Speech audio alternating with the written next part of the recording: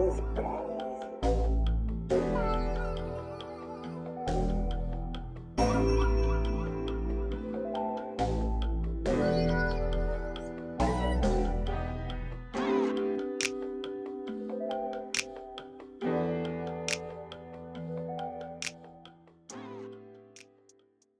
Mike Allen, and I've been a resident here in Potrero Hill for over 30 years. Love it here. It's a great place.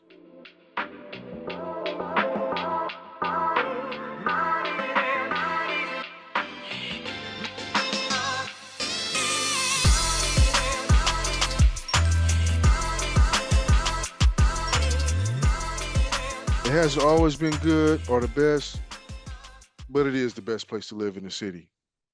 San Francisco, my daughter's home. I have a big family. They all started here. They've all since left. Me, I'm staying and I'm raising my daughter here. So we have about 2 generations here right now. This film is about our lives, man. And the main question for many of us is, do we stay or do we go? But before we get into that, let me give you some history and put things in context. These units were built in the 1940s and were initially intended to house low-income families and shipyard workers during World War II. After the war, many of the original tenants moved out, and the housing site became one of the few options for low-income residents, particularly African Americans and immigrants, due to redlining practices that restricted where people of color could live in the city. Redlining in San Francisco included not allowing African Americans and many immigrants to get loans. And if they were able to get a loan, they weren't shown homes in white neighborhoods. People in Potrero got stuck, but San Francisco prospered, and people who owned homes saw their homes increase in value exponentially. They were able to realize generational wealth using their home's equity to start businesses and send their kids to college. But for us, our community has faced numerous challenges over the decades, including neglect from San Francisco Housing Authority, deteriorating conditions, and lack of investment in the built infrastructure. Issues like crime, violence, drug use, and poverty have been ongoing challenges for us. Now Potrero is undergoing a significant transformation through the Hope SF initiative. However, redevelopment has caused tension, raising concerns about displacement, changes in the community fabric. The residents you will meet face a tough decision about whether to stay in hopes of improved housing or leave in search of stability elsewhere. I don't necessarily blame them either. If I've experienced some of the things that my neighbors have experienced or went through over the years, yeah, I would get out too. I would leave. It shouldn't be difficult to survive, hard to live. But for some reason, I'm choosing to stick it out, man. I do believe in the change and I feel it's happening. Each of our stories you will hear about the struggle to decide to stay or go. Also, as you'll see, Potrero is a resilient community filled with great people and a lot of love.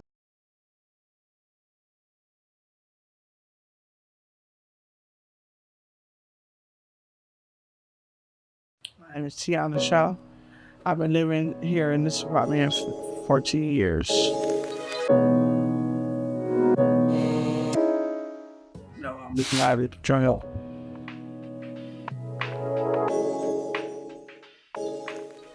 I'm located overall. It's a new building off our mission, born to me and my sons.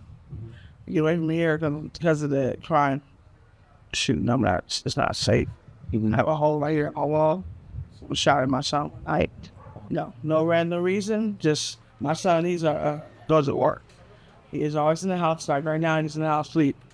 Dangerous. Yeah. It's a poor living place. Well, I think that over here, like a lot of residents they come together a lot. You know what I mean? Like all of this is not bad. I raised my siblings here. Well, they had a recent thing over here that, like for called No Hungry Kids for the Children, and it was like a really big setting. Like a lot of people showed up. I loved it. It was on Sunday, nice sunny day. So everybody showed up. All the people that moved from up here showed up. It was nice, like a family reunion. I like that. I've been here since I moved up here on Missouri when I was 26. I had my first unit. And then eventually, I got evicted from over there, complaining about the environment and how the sewage was, backing up. I was pregnant. And I complained and I called 7 on your side.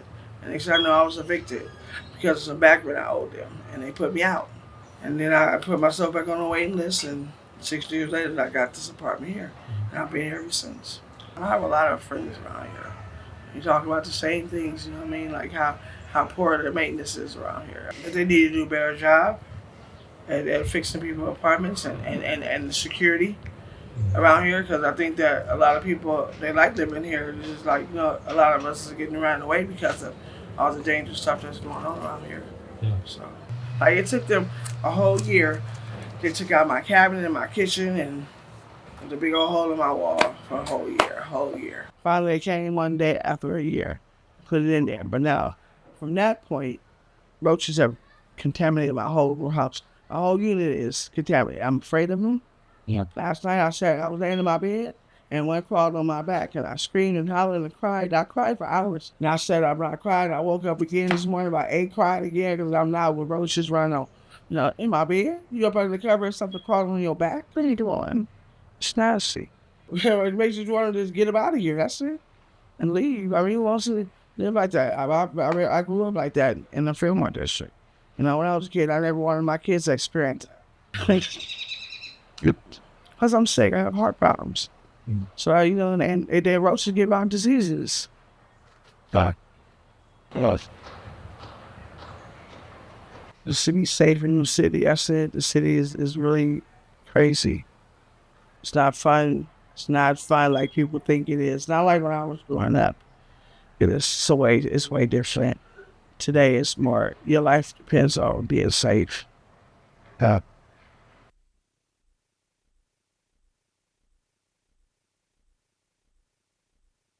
reason why I want to leave because there's too much violence. They be shooting too much. My name is Keith Jones. I lived here since I was young. I like to ride my bike. Yeah. And sometimes go to the pier, enjoy the sun, look at the water, and or go to Christie Field sometimes and just chill, sit and look at the water and chill. I remember this one time I was like just riding my bike and then like at the little bridge over there, like under the freeway, I was just listening to some music.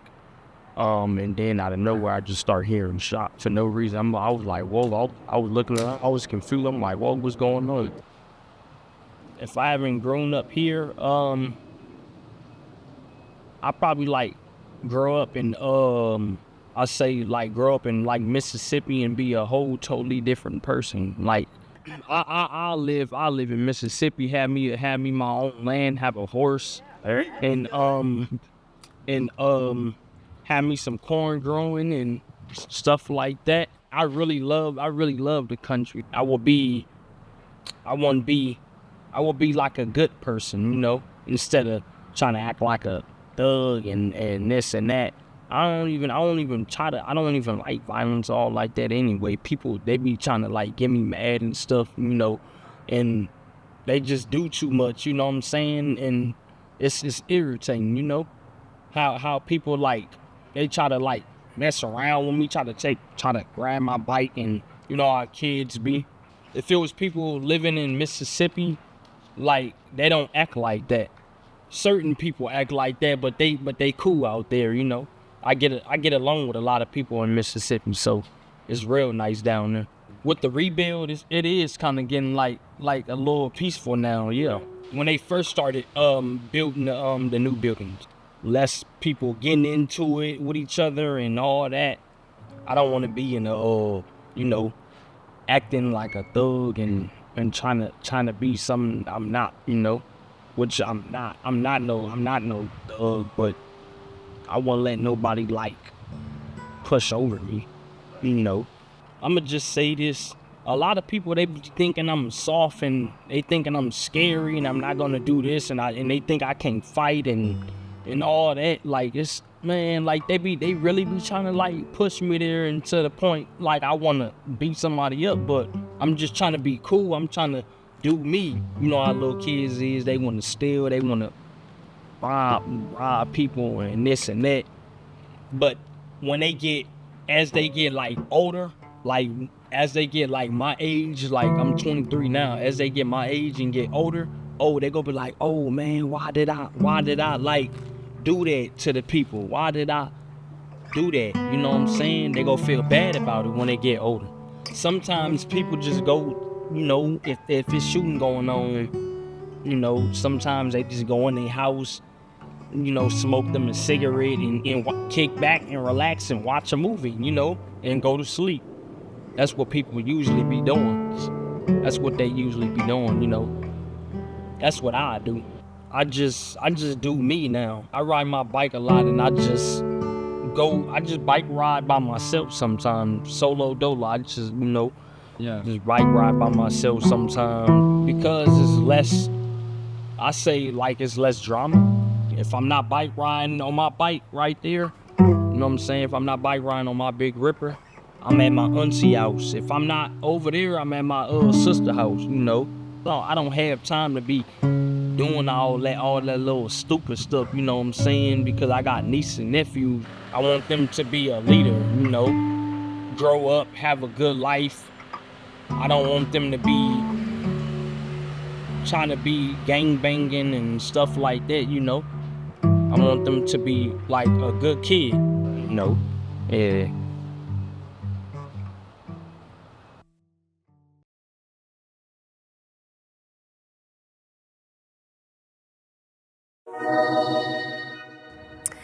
We left just about 3 years ago. What's the thing that kind of stuck out the most to you personally after leaving Potrero after so long?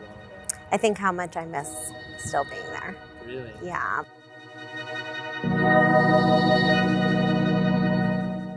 It was actually from losing a loved one in Potrero Hill that really initiated the push. I've always been an advocate for others, and it was a time where a lot of people came together advocating for us just because of the trauma and all of the stress that was going on after the manner in which we had lost our loved one. I have my other son who still often is really sad and misses being in Potrero, where I think for Amari, who's my youngest, he was young enough and had gone through so much where he felt like finally we may have somewhere where I can feel safe and I can kind of like move around and navigate in my own way, where I think the older kids had felt such a sense of not just community, but like family oriented, that it was really difficult for them to move away from the hill. And I think they were fortunate in the way where they were working also with Peace Parks and volunteering with Peace Parks at the time, and also doing activities with the neighborhood house. And that is how they were able to still stay connected to like friends and family. I do have other children. Their mother had passed away and I had them living with me. Their mother was my neighbor and I had them in foster care for a while. That I think that once your family is stuck in that generational trauma, it's really hard because there's other things that they've probably seen and been exposed to prior to coming to live with me that really impacted them. But it definitely was a bit harder for them to, I guess, get away from everything in Betrayal Hill. Print transcripts of your ancestry and how you respond to trauma and how you have a way of having an innate way of kind of combating certain things. So I think, for instance, we have some people that you hear gunshots and they're running, and we have other people that hear gunshots and they're going to help. And then we have other people that are just like stuck and they're frozen and they don't know what to do.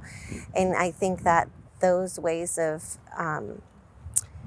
dealing with trauma really come from before birth often. So I think that a lot of the brain health is also impacted from the time that they're having their maternal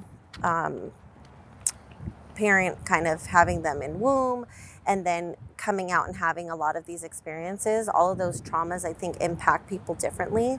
And I strongly believe that the different buffers and the different ways that people address a lot of these traumas, like being able to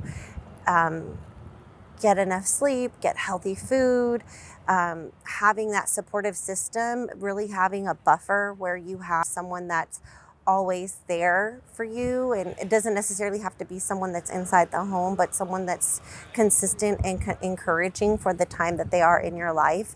I think for a lot of families in Potrero Hill, as probably with many other sites like it in the nation, we often have connective services and people that come into community and they're helping and they're not there forever. So where Potrero Hill has been very different is that people recognize that, and so the community starts to become like those connective services. So you kind of know where within your community you can find the neighbor that might have a cup of sugar, or be able to say, oh, I have to run to the grocery, can you watch my kids for a minute, things like that.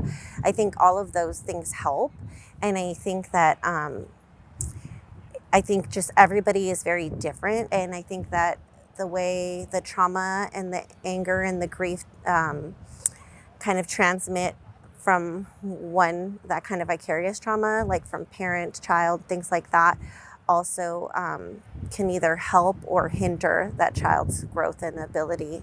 And a lot of the things is that we just don't have enough of the proper resources. There's a lot of resources in Potrero Hill. However, the things that families need most are often here 1 minute and gone the next. A lot of the youth think that getting into a life of violence is a way of protecting their families. And they just don't really see how much it's actually hurting them. I think that Potrero Hill, especially the annex on the Missouri side, often gets a bad rap. And I think that without people actually having been able to experience the love and the commitment that we have for each other, I think that the narrative often is very degrading and presumptuous in terms of like, that's all bad people there. Like, how could, I often get it where it's like, how could you live there? Like, why would you stay there? Why would you put your kids through that?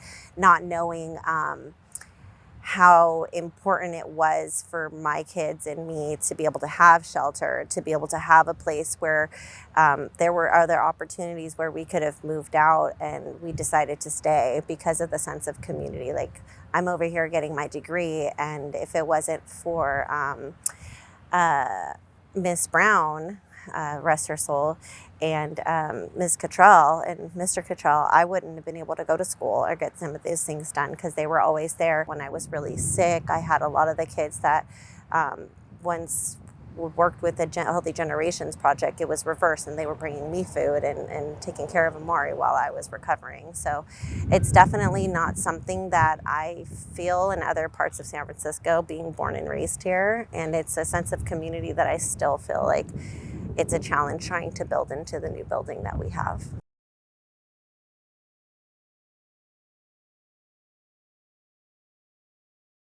The reason we moved from Potrero is because there was a lot of gun violence and the crime rates were really high. Well, Potrero, it was like you couldn't really go out too much, like in the day or the night. But like here, there's like a lot less crime rate, and you know, you can feel safe. I think it's like, I understand like most systems, they're really biased, especially race-wise, and yeah, most times it's really not fair, especially to people of color. I think going up to the gym with my dad and playing basketball. Good times, right? I remember I used to help the community a lot, and like we knew a lot of people, and yeah. In 2020, my uncle, he was shot in the Geneva area, and yeah, so that was really rough for me. He was a really great guy. He would watch me like a lot during while my mom was at work. I just have to say, like, push through it. Eventually, it might not get better, but it's going to feel better. I just do like breathing exercises and talk to my mom about it.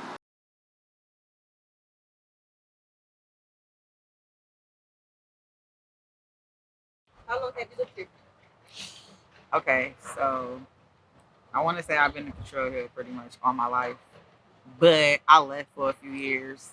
I got my own housing up here in 2012, so that's when I moved back up here. But I've been in Potrero Hill my whole life. My mom is from up here. Rest in peace, Daisy Dukes. But yeah, everybody know my mom, and I'm Little Daisy, so yeah.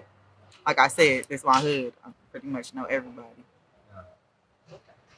We stick together. Everybody had their differences, but we a community. We stick together. You see the kids yelling at me. I told you, if I see them in the middle of the street or whatever, if somebody see my kids doing something they're not supposed to do, they know like that's Allie's kids, or they be like them Daisy granddaughters. They know to get on them. So we a community. We stick together. Everybody ever call each other cousin. You don't even gotta be related, but you be like, that's my cousin. That's cuz. What you doing, cuz? So that's how it is. Yeah, that's my family from outside looking in. Potrero Hill, I don't know. You my age. So the Potrero Hill girls, they used to say we jump people. I had to deal with that my whole life. Like, don't trust her. She's from Potrero Hill. They gonna jump you. Like, they ain't gonna jump you. You can get your fair ones. But now if we have to, stuff happens. But people, I guess because it's the projects. Everybody not perfect. Stuff do happen. So, it is stuff up here that happens. But you can't judge somebody by where they from because everybody not like that. So, yeah, that's how I feel. That's mostly with everywhere though. People get judged. We get judged because of the color of our skin. Just like I work with like heck of tech companies. And because I'm black, I guess they might think like, oh, she probably got an attitude or she stuck up. And then they start talking to me. And my boss just came and told me today, like, people love you. I'm like, yeah, because it's a family up here. Like, it's literally a family up here. Everybody try to do something. My brother Ghetto, he had the kids hungry. He was feeding the kids in the morning, do stuff for the kids, jumpers, barbecues, all that. So whatever we can do for the kids or for the community is gonna get done. Housing is bad at fixing any fucking thing. Excuse my French. Every now and then it's a little shooting and stuff, but we know to hit the flow. When we hear gunshots, we hit the flow. Mind your business. Don't stick your head out the window. Like, it ain't got nothing to do with you. Everybody get down, mind your business. So right now, yeah, I would honestly say it ain't even like a gang war up here. It's more drugs for like people getting high. Living up here, you gotta be real chill. You gotta be tough. You can't be no fun at all. And not everybody up here, for what I have seen all my life, like I said, we kind and loving. It's a family. I get up and go to work every day. I do not get welfare. My rent is not based off welfare. My rent is based off my income, my paycheck. Yeah, I live in low income housing because not like that. Rent out here is sky fucking high. I love everybody up here. Y'all don't make me cry. Because if everybody in Potrero Hill know my mama, like this was her. So when people see me, it be bittersweet because they be like, you look just like your mama, or look a little Daisy. So for a minute when my mom passed away in 2019, I didn't want to come up here. I didn't want to come around because I couldn't come up here. I couldn't walk around. I couldn't, like I said, this my hood. So I couldn't come up here, but, oh, y'all gonna let my eyelashes come off. But yeah, my mama, I'm Daisy Dukes. I'm Daisy's daughter. Everybody know me. And yeah, that's what Potrero Hill is for me. Like, not judge a book by its cover, because once y'all get to know us, we not criminals. We not trying to rob you. We don't want to take your money. Like, we giving out love for real. Just get to know us. Don't come up here on no bullshit. That's all we ask. Like, come up here, love, peace, and hair grease. Like, that's all we own. So, pushing peace, positive vibe.